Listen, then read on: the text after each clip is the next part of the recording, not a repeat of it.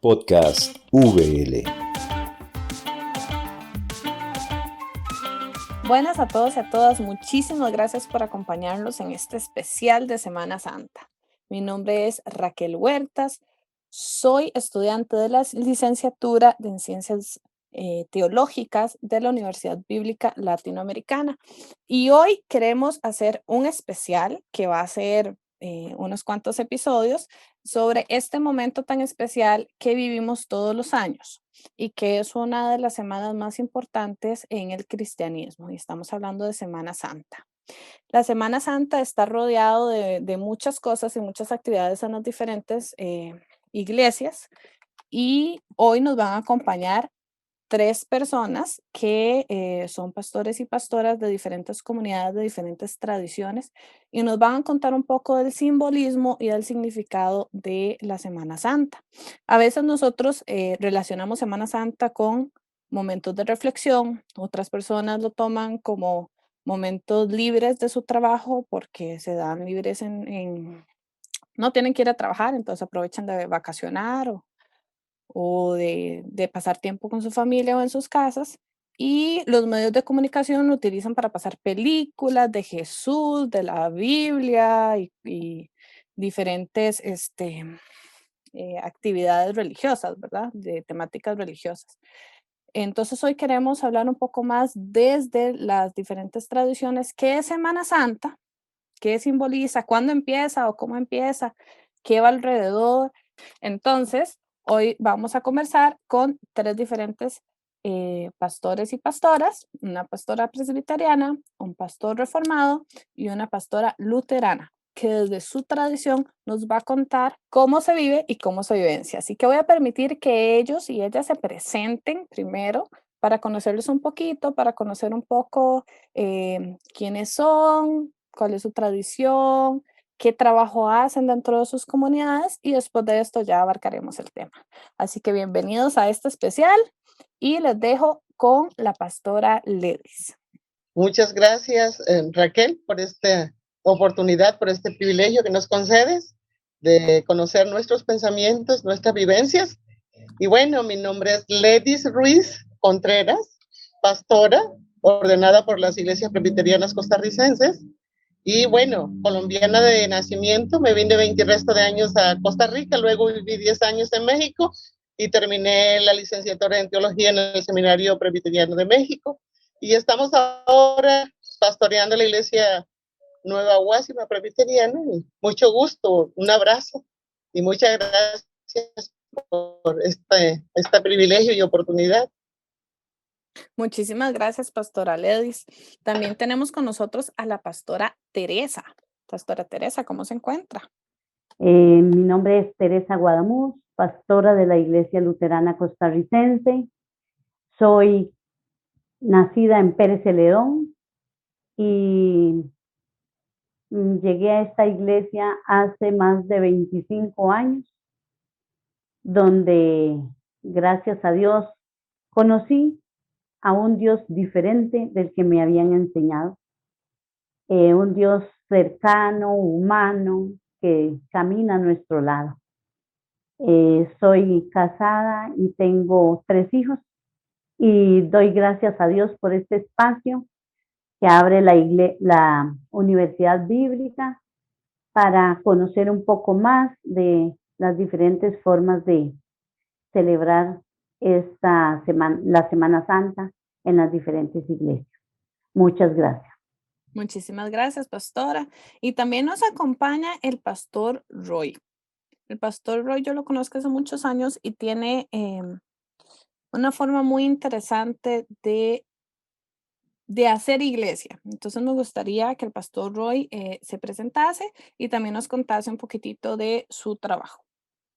Bueno, muchas gracias, Raquel. Saludos a la pastora Ledis y a Teresa, la pastora Teresa, que nos conocemos también.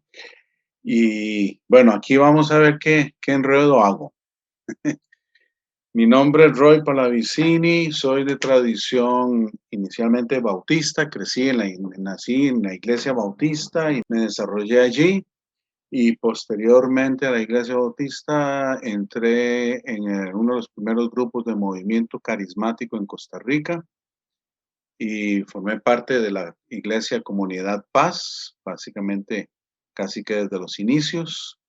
Y de allí tomé una visión misionera y entonces empecé a transitar por diferentes mundos, desde el mundo indígena, en lo que se conocería hoy como épocas premodernas. De allí trabajamos en el Perú, en la época de la guerrilla, del Sendero Luminoso, y trabajamos hacia la iglesia que sufría persecución.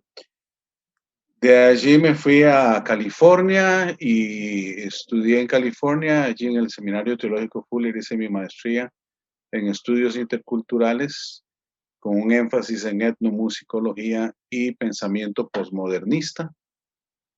Y de California me fui a Holanda, al distrito rojo de Ámsterdam. Vivimos allí con la familia.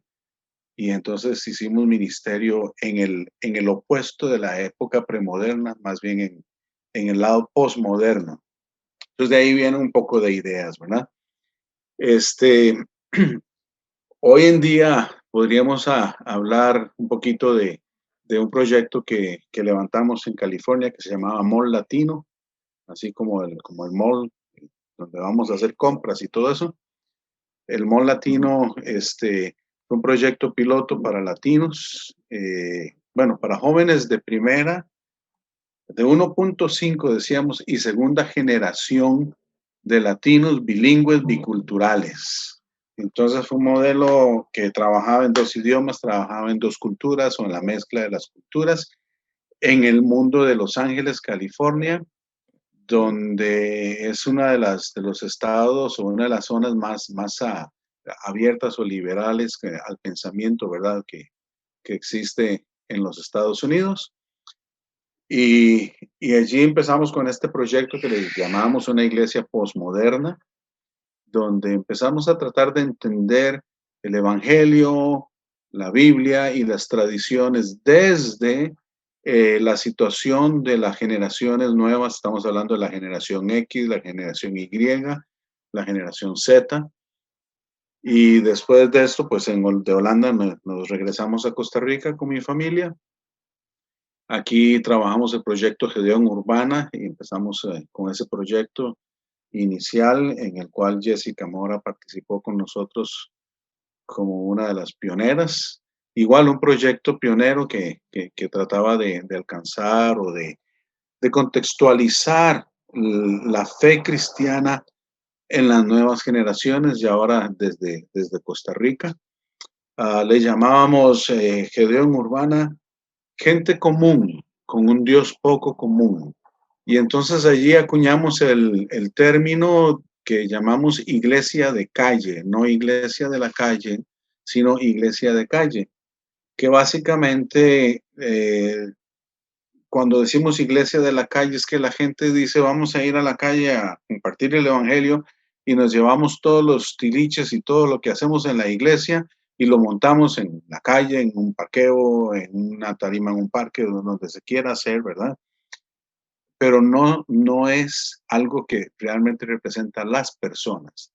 La iglesia de calle, la iglesia de calle, lo que trata de demostrar es que todas las personas somos y estamos en la calle. Y como Jesús caminaba en los mercados, así debemos estar nosotros los cristianos, caminando con la gente en la calle, ¿verdad? Y compartiendo con ellos. Entonces eso nos lleva a algo muy sencillo, aceptación de las personas tal y como son y que se logren encontrar con Dios en una relación muy propia de ellos, sin descuidar todos los aspectos comunitarios que tienen que ver cuando hablamos de iglesia como iglesia.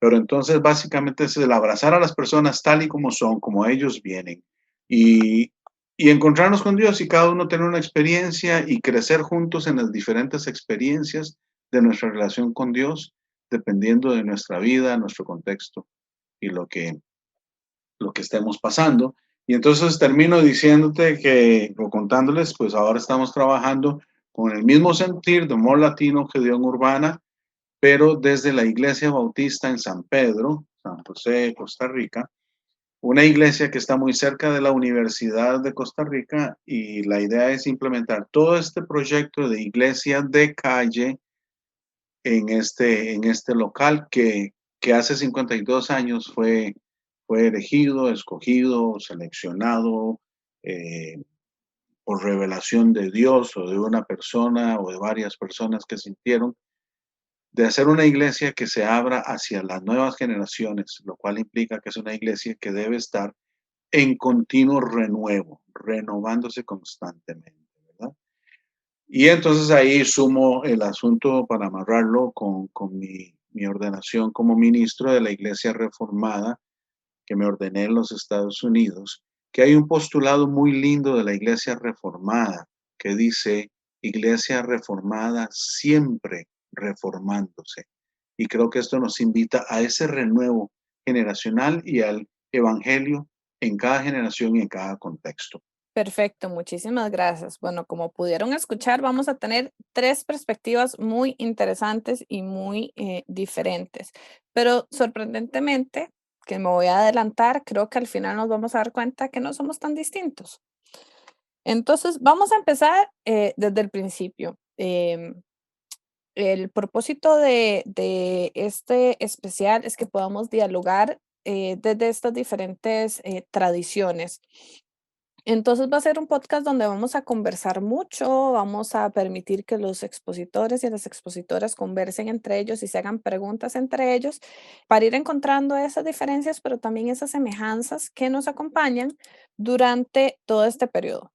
Entonces, antes de entrar a Semana Santa, que ya sabemos que la Semana Santa es como va de domingo a domingo, pero hay una preparación anterior a la Semana Santa. Yo crecí en una iglesia muy pentecostal tradicionalista, donde solo celebrábamos la Semana Santa. Después de eso, cuando ya empecé a estudiar más y abrirme a otras tradiciones, me di cuenta que no, que hay muchas cosas que van antes. Entonces, empecemos desde el principio. Tal vez, ¿quién nos quiere contar qué es el calendario litúrgico? Porque creo que a partir de ahí es donde se inicia todo. Entonces, no sé si la pastora Teresa nos cuenta qué es el calendario litúrgico y cuál es la primera actividad o cuándo es que en el calendario litúrgico empieza la preparación hacia la Semana Santa. Bueno, el calendario litúrgico, como sabemos, inicia en Adviento. Y de ahí viene lo que es Navidad, luego Epifanía, y luego viene lo que llamamos el miércoles de ceniza. Justamente aquí es donde inicia la Semana Santa, donde inicia el tiempo antes de Semana Santa, con una preparación de 40 días en los cuales las lecturas de cada domingo nos vienen acercando. Luego llega el Domingo de Ramos y allí es donde inicia la Semana Santa. En la iglesia, la preparación da con el miércoles de ceniza. Las actividades que hacemos en este tiempo son, bueno, decoración de la capilla, preparación de las liturgias, se usa el color morado y también la preparación del elemento que vamos a utilizar en este tiempo antes de Semana Santa, que es el elemento de la ceniza. La ceniza tiene una preparación en nuestra iglesia luterana costarricense. La preparación que hacemos es que la preparamos con las hojitas o palmas que se entregan el año anterior. Entonces las que sobran se recaudan y se utiliza esa ceniza. Pero si no la tenemos, si no nos sobraron ramitas verdes, Entonces, sencillamente, vamos a una casa donde cocinen con leña y solicitamos la ceniza.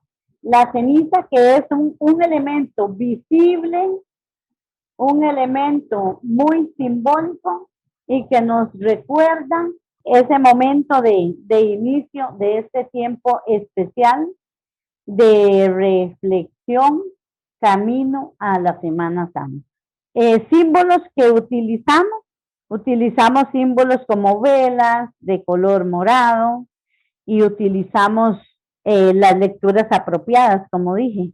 También en este tiempo, algo que debe estar muy presente o que está presente en nuestras celebraciones es el respeto por la fe y creencias de otras personas. Las costumbres que otras personas tienen con respecto a la fe debe ser respetada por nosotros y por todas las personas creyentes.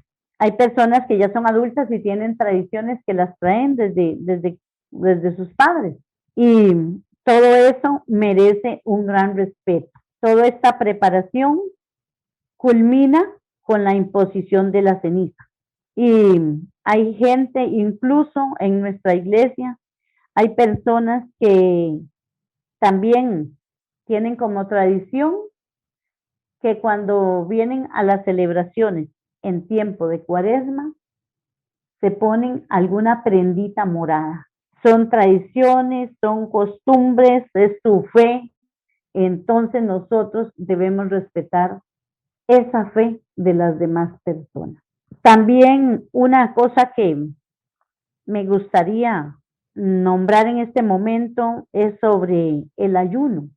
En la Iglesia Luterana Costarricense hablamos de los ayunos y hacemos ayunos, pero no los ayunos tradicionales que conocemos, sino que nuestros ayunos en la Iglesia Luterana Costarricense son en bien de cuidar el planeta. Por ejemplo, hacemos ayuno de lo que podamos, mínimo de bolsas plásticas. Eso por el cuidado hacia el planeta. Nos hacemos ayunos de hábitos que las personas tenemos. Hábitos. Entonces, hacemos esas clases de ayunos. Lo que me dañe a mí o lo que dañe a otra persona, esos son los ayunos que hacemos. Al otro, a lo que dañe la comunidad, lo que dañe el planeta. Es una forma que tenemos diferente. Por ejemplo, creo que fue el año pasado o antepasado, nos comprometimos que en Cuaresma íbamos a confeccionar tantos bolsos de tela para entregar en las diferentes comunidades como un símbolo de que estábamos ayuno de bolsas plásticas, pero entregando bolsos de tela que son más amigables con el ambiente. Muchas gracias, Pastora Teresa. Qué interesante todas estas tradiciones que usted nos está contando. Especialmente me parece muy interesante el cómo se están utilizando estos tiempos para trabajar problemáticas actuales, ¿verdad? Porque a veces nos quedamos en las tradiciones de siempre, tradiciones del pasado, y olvidamos contextualizar a la realidad que estamos viviendo. Entonces, muchísimas gracias por su aporte. Me gustaría también que la profesora Ledis nos cuente un poco de cómo la Iglesia Presbiteriana trabaja este tiempo, si es igual que la luterana, y tal vez que nos cuente un poco del significado de estos símbolos y los utiliza. Muchas gracias, Raquel y Pastora Teresa. Es interesante cómo tenemos muchas similitudes, ¿verdad? Como reformados. Bueno, yo nací en las iglesias bíblicas de Colombia y echando un poquito la historia, que es interesante, allá era un ayuno en esos días y no se usaban símbolos cuando yo era pequeña. Pero a medida que me interesaba muchísimo los estudios bíblicos y siempre me enamoré mucho de las Sagradas Escrituras, de descubrir, interpretar desde niña. Y cuando siempre veía la Iglesia Católica que sacaba la cruz y Y me daba esa inquietud, ¿por qué nosotros no tenemos ningún símbolo? Nada en la iglesia bíblica donde nací. Con el tiempo nos vinimos a Costa Rica y en el seminario ir a la UL, que ha sido una de las instituciones donde empecé a estudiar teología. Ahí empecé a ver la historia de la iglesia y a conocer esto sobre los eventos que se van viviendo en nuestra fe y cómo Dios se hace presente a través de diferentes maneras. Y eso me fue enseñando a, como decía la pastora Teresa, a entender todas estas partes de la liturgia y del calendario litúrgico. Y en la iglesia presbiteriana, pues mucho más. En México es muy interesante. La época esta en México, las iglesias católicas ponen todo su empeño en que se hagan todas las actividades con los que quedan en el DF, porque las iglesias quedan vacías, por lo que decía Raquel, muy interesante. Tienen vacaciones y quieren irse al campo y no queda nadie. Es pasar una semana mayor en México, es estar en la soledad y nada más ver los símbolos que te hacen recordar el morado, la cruz y muchos de esos, que es una época interesante y que es la Semana Mayor. En nuestra iglesia presbiteriana Nueva Guasima usamos la cruz, la ponemos frente a la iglesia para que los vecinos que son católicos siempre nos amamos, respetamos, como decía la pastora, las tradiciones y costumbres, les apoyamos. El color morado también lo usamos. Usamos también la tumba, la dejamos con tiempo, si la podemos, ahí tenemos chicos muy artistas que la hacen con tiempo y a la gente le llama la atención. Si la podemos poner afuera donde la vean, o buscamos esos símbolos que hacen reflexionar y a la gente le preguntan, pastora, ¿por qué la iglesia no tiene a Jesús ahí? ¿Por qué está vacía? Entonces tienen la oportunidad de explicar por qué. Eso es algo que ha sido en la Guasima, que es una comunidad semiurbana que tiene diferentes tradiciones y costumbres, y nuestra iglesia, que es multicultural, tenemos hermanos de diferentes países, tenemos salvadoreños, nicaragüenses, mexicanos, colombianos, costarricenses y peruanos. Entonces ahí se vive una comunidad muy interesante donde compartimos nuestras tradiciones y costumbres y nos amamos y podemos dialogar. Y es maravilloso estos tiempos donde es algo trascendente. Cada iglesia tiene muchas cosas similares y con ese mismo pensamiento de recordar, celebrar la historia de la salvación. Muchas gracias, pastora. Qué bonito esto que acaba de decir. Me gustaría recalcarlo, de cómo todos estos eventos, en realidad, el fin es recordar la historia de la salvación. Me parece importantísimo, me parece hermoso pensarlo de esa forma. En realidad nunca lo había pensado yo así. Entonces, muchísimas gracias por ese aporte. Pastor Roy, cuénteme usted desde su perspectiva. ¿Se preparan para Semana Santa? ¿Hacen actividades? ¿Cómo funciona y qué simbología se utiliza? Bueno, tal vez rápidamente, desde la tradición bautista, que fue en la que crecí, me uniría bastante a la historia que nos cuenta la pastora Ledis, ¿verdad? Una iglesia que no tenía muchos símbolos, mucha iconografía y fue eliminada de nosotros porque se hacía una lucha contra la iglesia católica, como que los evangélicos teníamos que pelear contra los católicos. Sin embargo, la iglesia bautista en la que yo crecí estaba a 150 metros de una iglesia católica, y entonces en Semana Santa siempre esperábamos las procesiones.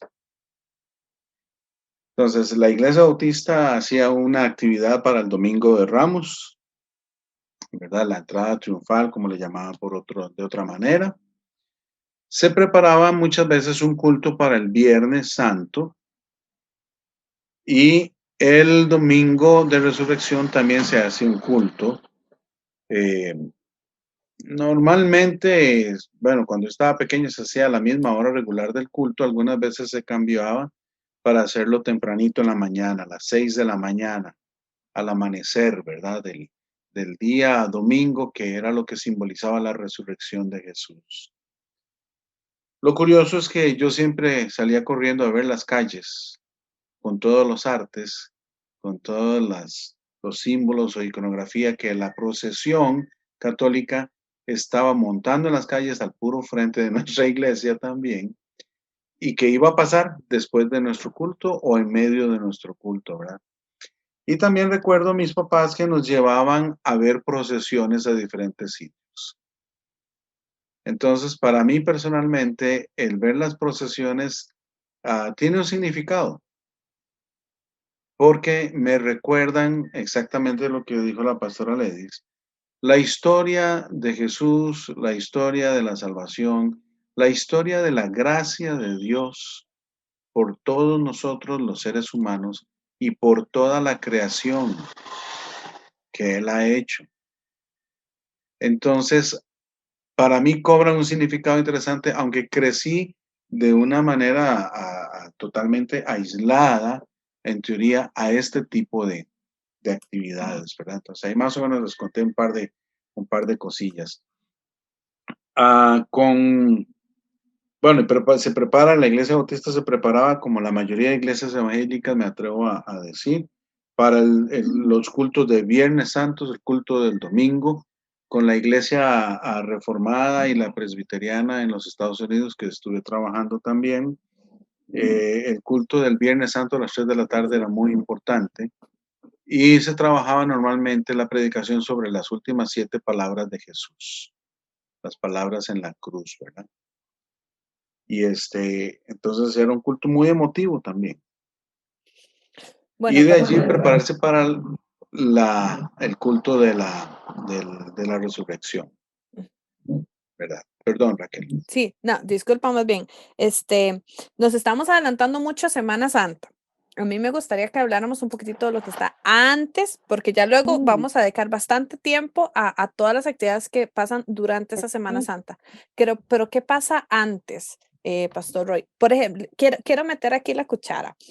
Resulta que yo trabajo mucho con las iglesias presbiterianas de Estados Unidos y casualmente un día, un miércoles de ceniza, estábamos haciendo un trabajo en otro país juntos y cuando me di cuenta, me iban a untar la ceniza o me iban a poner la cruz de ceniza en la frente. Yo nunca había participado de esto porque, como les digo, mi formación fue otra y aunque todavía ahorita estoy en una iglesia presbiteriana en Costa Rica, pues todavía que hay como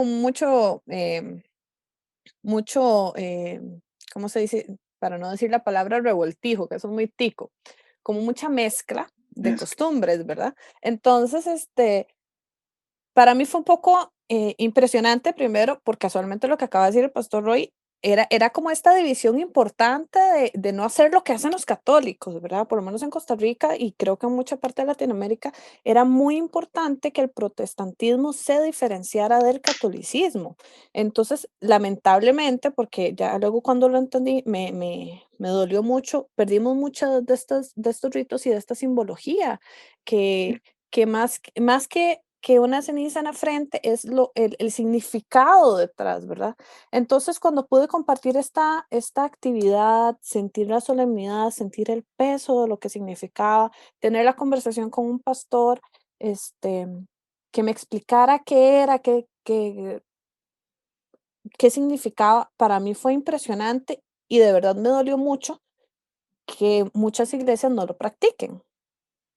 Entonces, por ejemplo, una de las ideas de poder hacer este podcast es esa gente que nos está escuchando y que tal vez nunca ha vivido esta experiencia, poderla comprender.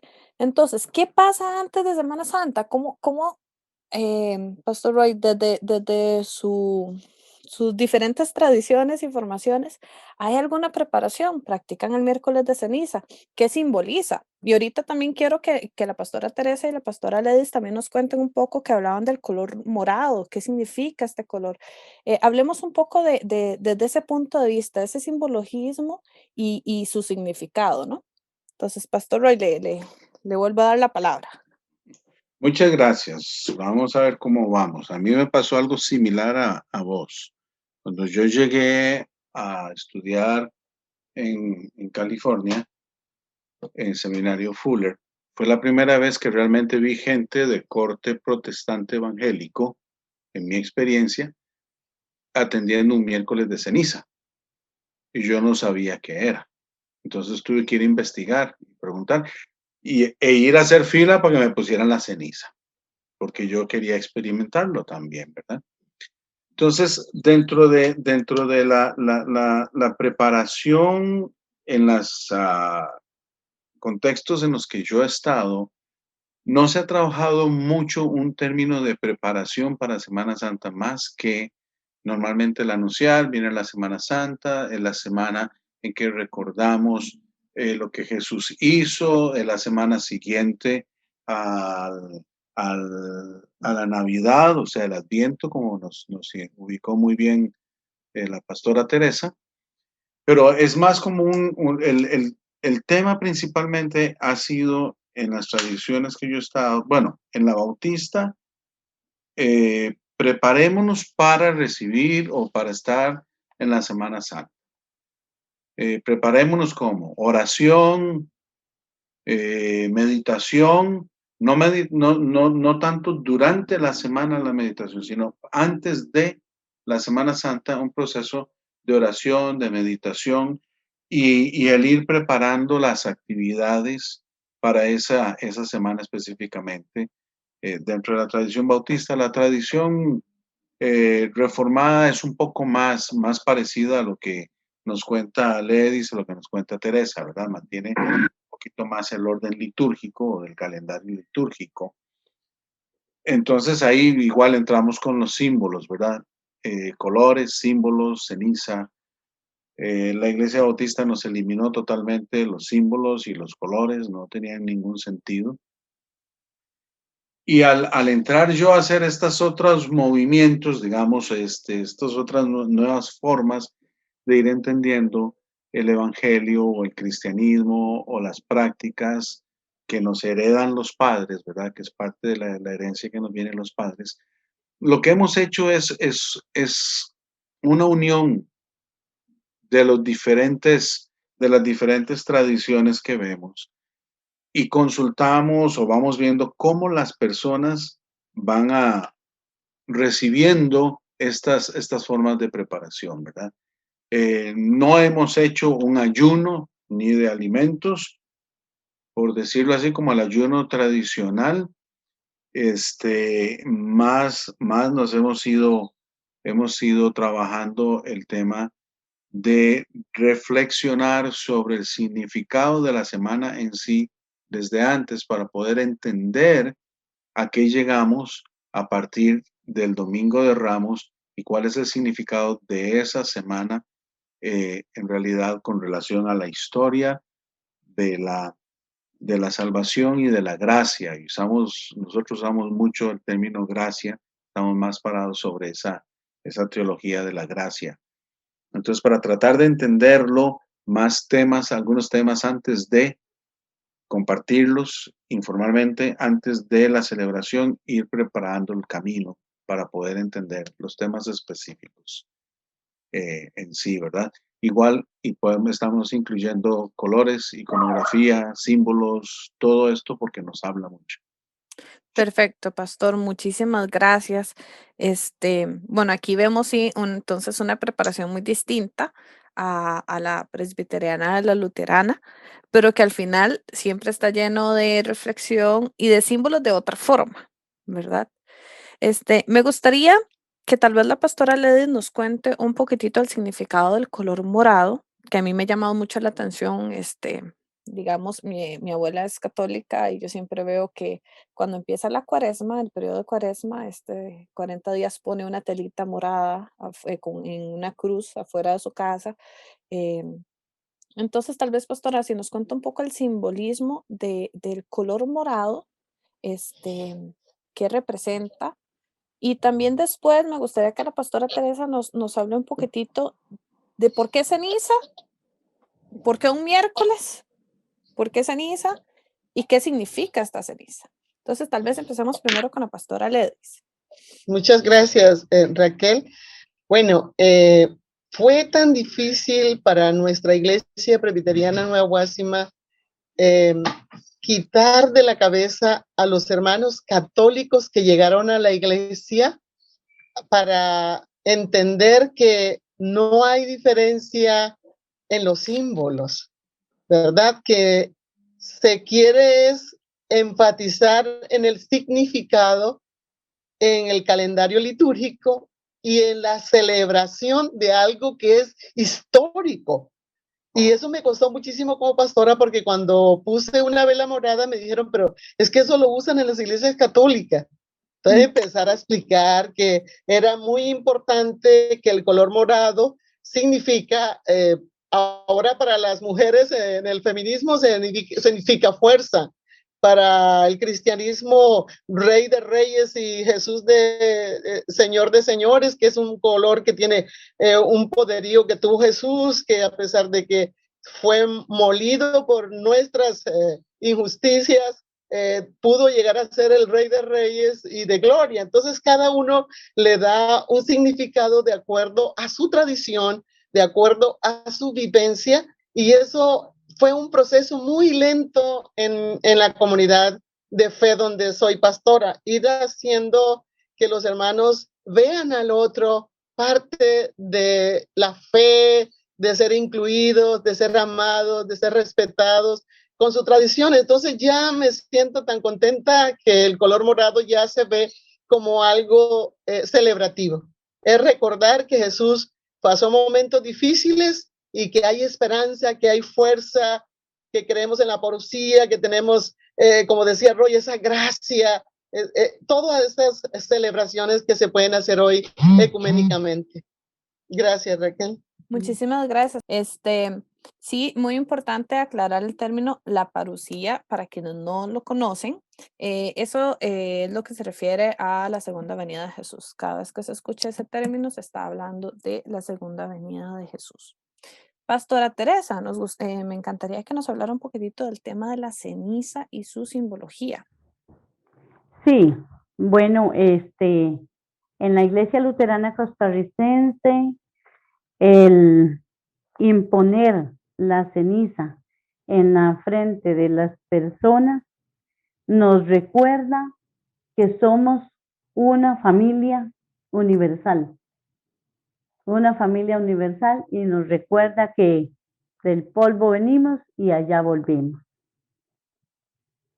Eso por ahí. Y el que se ponga en forma de cruz es haciendo referencia a referencia como a la cruz de Jesús, donde muere Jesús. A la cruz de Jesús y a todo lo que él pasó, ¿verdad? En ese momento de imponer la ceniza, nos recuerda eso, que igual somos de esa familia, del sufrimiento que él pasó, pero que al final hay otra etapa totalmente diferente para la humanidad. ¿Y por qué en miércoles? Porque en las tradiciones antiguas,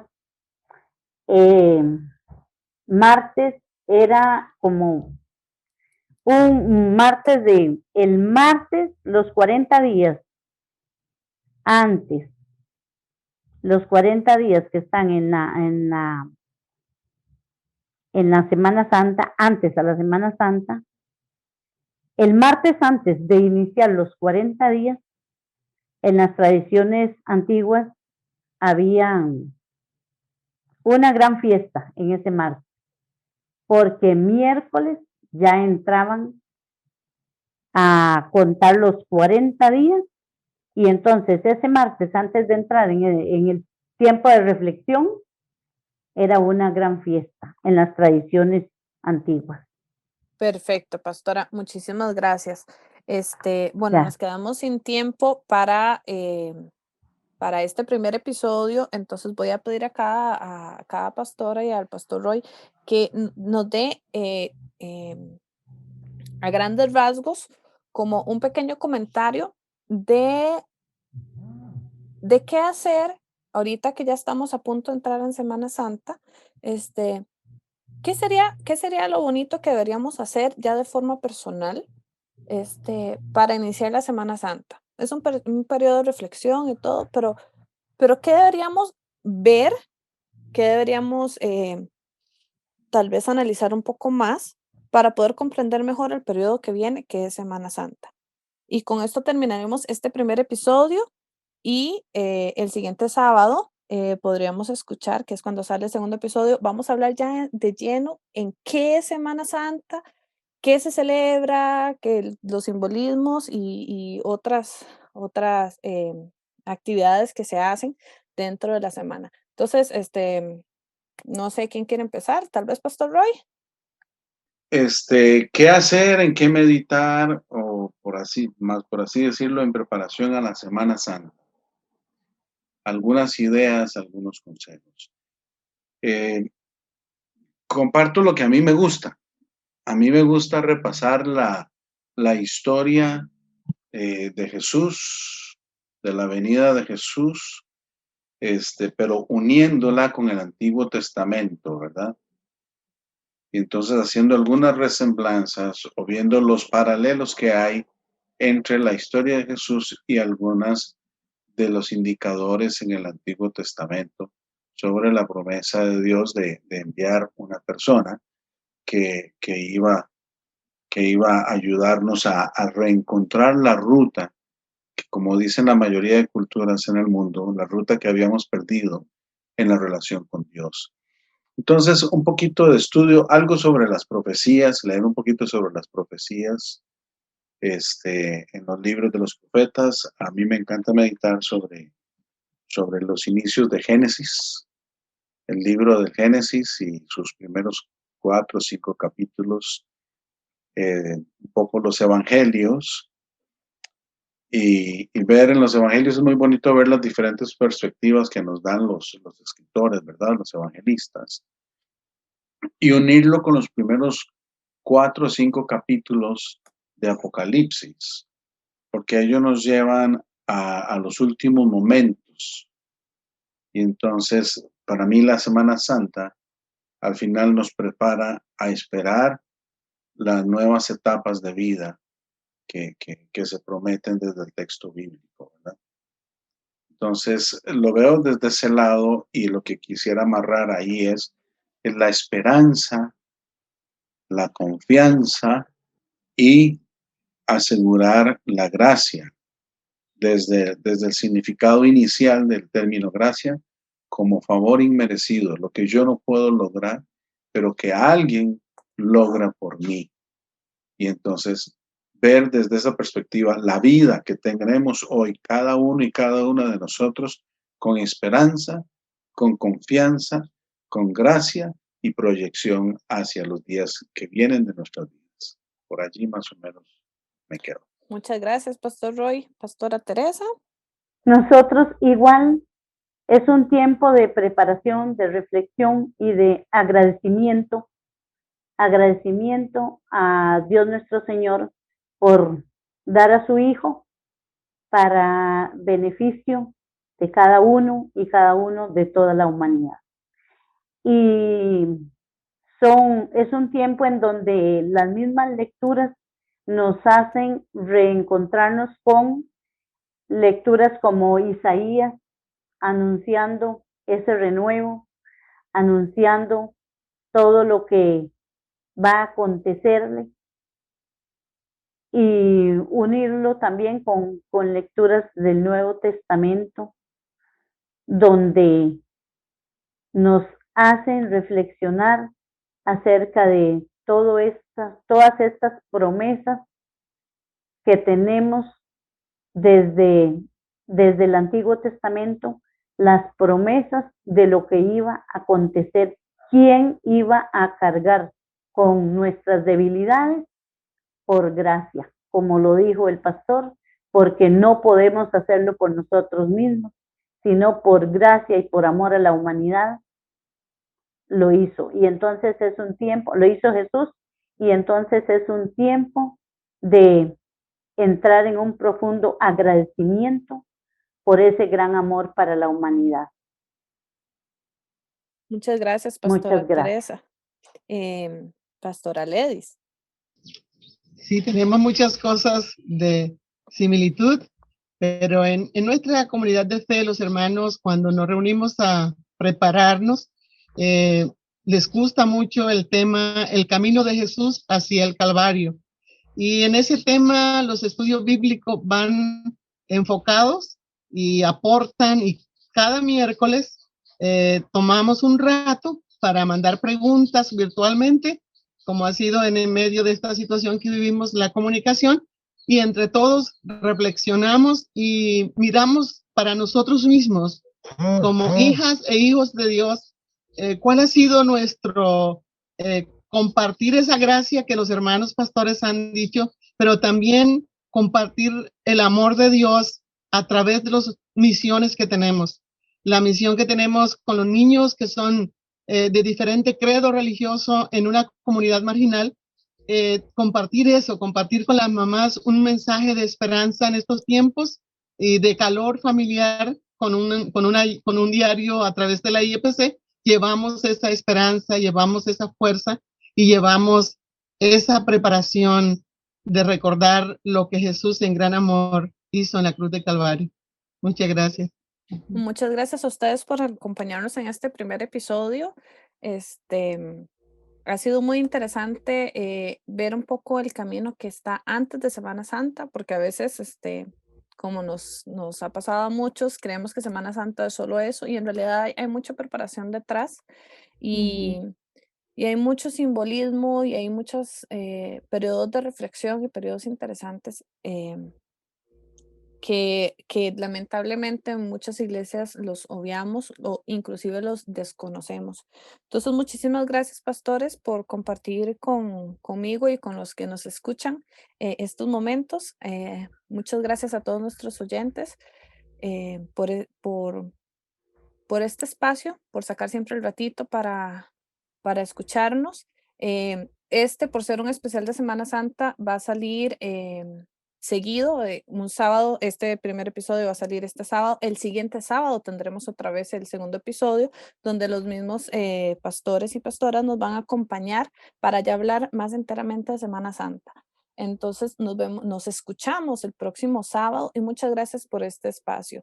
Hoy les acompañó Raquel Huertas, y espero que tengan una excelente Semana Santa, que la disfruten y que podamos recordar y comprender muchísimo mejor todos estos símbolos de los que hemos hablado el día de hoy. Nos vemos en la próxima.